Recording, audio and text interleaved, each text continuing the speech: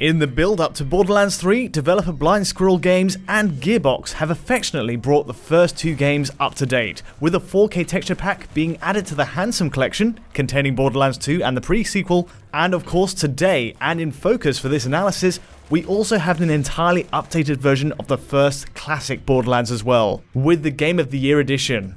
Now of course this hails all the way back from 2009 and comes with a bevy of upgraded features and visuals. Of course there are quality of life upgrades that match the feature set of Borderlands 2, certainly in terms of navigating your inventory and lots more besides. But today obviously we're focused on the visuals. How much of an upgrade is it compared to the original version?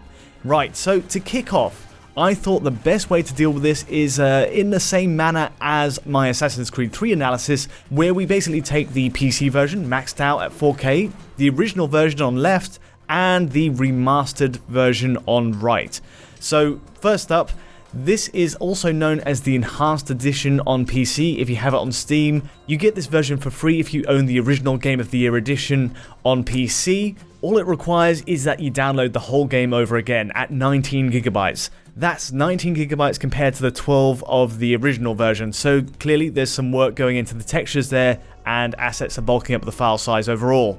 So what do you get? Well, yes, you do get texture increases, and the whole premise of this update is to support the 4K standard, so that really was a major prerequisite. So you'll see texture mapping for the guns, the environments, the characters, everything you can lay eyes on is upgraded in resolution to hold up to closer scrutiny when you look really close on a 4K set.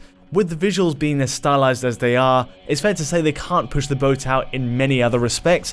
The depth of field, the bloom, the directional shadows all stay in place from the original game. Where we do see a boost is in the addition of FXAA. Where the original version didn't have AA in the settings menu, you at least now have this pass to clean up the jagged edges. Additionally, of course, as you can see from this side by side, the shadows and lighting are improved as well. And on top of that, you also get HDR high dynamic range on console, though it's yet to appear on the PC version. So in a nutshell, that's what you're getting. Nothing crazy. I mean, if you're playing the game, you're going to get the same Borderlands experience as before. And I think personally, the quality of life improvements are probably the bigger deal overall. And a crucial part of that is the fact that multiplayer, the split screen mode, gets bumped from 2 players to 4 in this edition. So you can grab 3 friends and all play on the same screen at the same time, which might bring you back to the good old days. That is in essence what you're getting with the package. Now let's look at the consoles and how they compare in the usual resolution and frame rate analysis side of things. So resolutions first.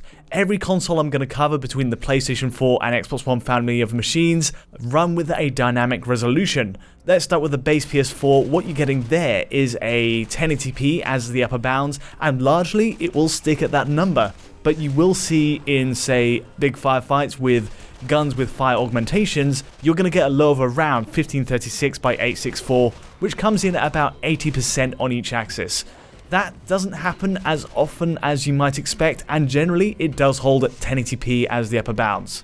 Now, Xbox One. Inevitably this one takes bigger hits, and more often the upper bounds is 1080p again, just like PS4, but the lowest point I've found in the same battle is 1440 by 810. Expectedly, that dynamic res kicks in more aggressively overall, though in equal measure when you're outside of battle, Xbox One does hold out at 1080p a lot of the way as well. So pretty good going overall. Next up, there's the enhanced consoles, where the ambition for 4K output really comes to bear. And on Ps4 Pro first, we have a range. Certainly, we're not getting 4K here, we're getting a range from 3200 by 1800 as the top number, but at worst in the battle with the guns with fire augmentations setting enemies ablaze, you're going to get a low of 2560 by 1440. So 1440p is the lowest number I've found in this battle here. Meanwhile, on the Xbox One X, we can expect better. In the best case, you're getting a true native 4K, 3840 by 2160, but again, that will go down to the same number as PS4 Pro at 2560 by 1440. So a lot of numbers there, but it is tapering down in image quality as you might expect on every machine, and all of them appear to be backed by FXAA as well. So in terms of the actual core visuals themselves, let's put aside the PlayStation 4 consoles for the moment, because generally speaking, you can get a good sense of the range. If we look at the Xbox One and X version side by side, you get the full spectrum of what's possible between each. The main compromises on the base Xbox One are in lower grade anisotropic filtering. As is the case with so many games this generation, it just runs at a lower setting, though you're not going to really notice it given the resolution itself is lower as well. Now, it's worth stressing, the textures are fundamentally the same across every console. They match the enhanced edition on PC, so you're not losing out there regardless of whether you play on base or enhanced. What you do miss out on are the high quality shadows, which run at a lower quality preset on base PS4 and Xbox One, a bit more dithered, but nothing too overbearing overall. Elsewhere, the features are intact. You get ambient occlusion, depth of field, and directional shadows enabled as you'd expect from PC. So with all that considered, let's look at performance and how the 60 FPS target is being upheld within the first few hours of play at least. There will obviously be much more to see and do as we go into the game, far more bombastic guns and areas and more enemies, and of course the prospect of multiplayer online as well. But for now, this is a quick sample of what you can expect going in, and so I jumped in with Ps4 Pro first to generally get a sense of how the enhanced consoles were doing. It is 60 FPS, but adaptive VSync is being used here to help sustain that 60 FPS feedback. The downside is that there's a lot of full screen tearing up and down, and you're going to catch it when you even go to the first battle. In the first tutorial sequence, there'll just be a kind of cut across the screen, which sadly detracts from the general polish this game could have had.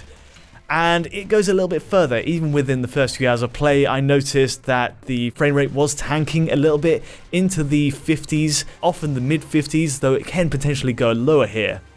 Generally speaking though, it's been very good, 60 FPS for most of the course of play, with only the occasional streaming hitch or stutter here and there. Now, that goes for the Xbox One X as well, though with far less tearing in that initial battle. As you can see, though a later fight where you pull out the gun with the fire augmentation again shows it has limits. You're still getting a range between 50 to 60 FPS. It's not a great look overall, though generally speaking I found the X ran with less tearing overall.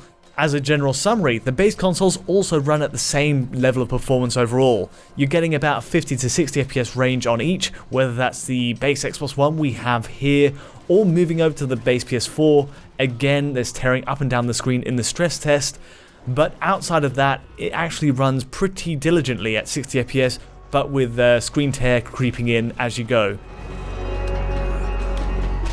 So with that in mind, the prospects for the single player experience, within the first few hours at least, are pretty decent. What I really wanted to see after testing all this was the split screen multiplayer and how far the engine could be pushed before we hit some sort of breaking point.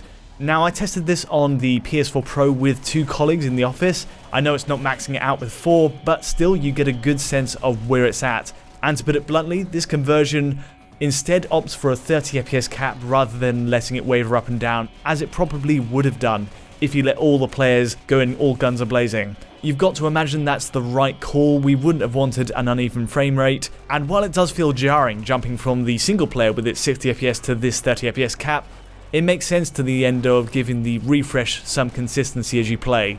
Now, it is by no means perfect. I took it to the same stress point as the last few tests, and again, when any one player is knocked to the ground and needs reviving, you're going to see the frame rate dip under 30 FPS.